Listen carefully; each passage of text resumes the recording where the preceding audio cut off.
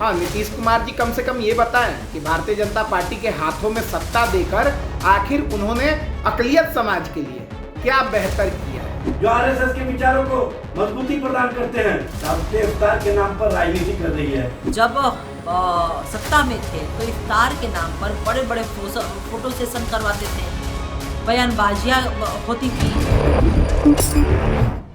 टूट गई राबड़ी आवाज की 20 साल पुरानी परंपरा। लालू ने नहीं दिया इस बार दावते इफ्तार। आरजेडी दफ्तर में भी नहीं हुआ इफ्तार।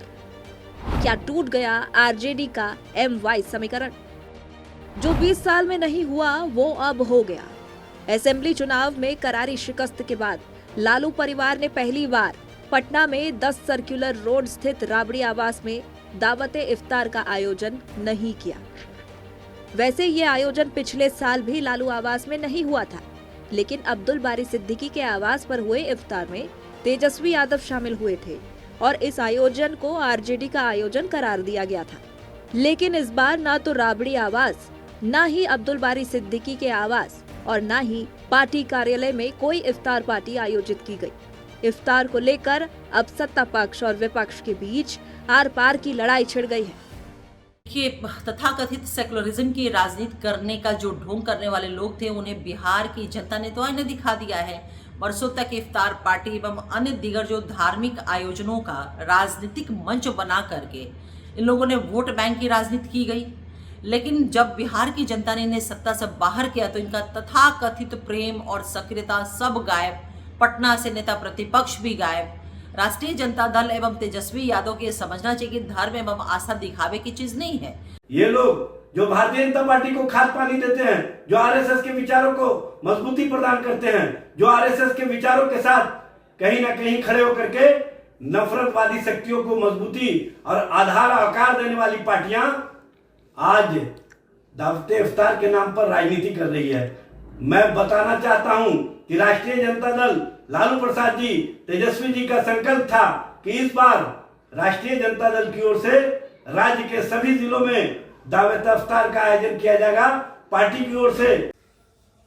तेजस्वी यादव, लालू प्रसाद यादव और उनका आरजेडी परिवार ने इस बार रमज़ान के दावत इफ्तार से पूरी तरह से दूरी बना करके रखी है।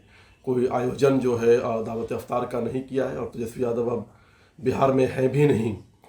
तो ये उनके मुस्लिम नेताओं को ये सोचना चाहिए कि आखिर तेजस्वी यादव ने दूरियां क्यों बनाई। और क्योंकि तेजस्वी यादव और लालू परिवार प्रत्येक वर्ष रमज़ान का दावत इफ्तार का आयोजन करता रहा है और उसके पीछे का जो मकसद है वो पूरी तरह से मुस्लिम तुष्टीकरण, मुस्लिम अपीजमेंट रहा है।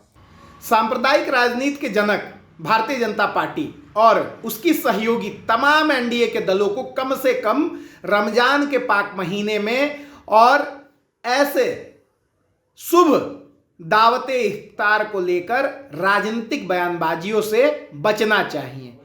उन्हें अगर राजनीति करनी है तो तमाम मुद्दे हैं, बिहार के विकास के तमाम मुद्दों पे वे बातचीत कर सकते हैं, लेकिन वो नहीं करेंगे क्योंकि उनके पास करने के लिए कोई काम नहीं है। केवल सांप्रदायिकता भड़काने का एक माकूल वक्त वो ढूंढने के कोशिश में रहते हैं। ये इसलिए खास है क्योंकि एक और जहां मुख्यमंत्री नीतीश कुमार ने राज्यसभा जाने की तैयारी करते हुए भी इफ्तार दिया, केंद्रीय मंत्री जीतन राम मांझी के आवास पर वो दावते इफ्तार में शरीक भी हुए। वहीं बिहार की सियासत में MY समीकरण को मजबूती से 20 साल से ज्यादा अरसे तक स्थापित करने वाले लालू यादव ने इफ्तार से दूरी बना ली।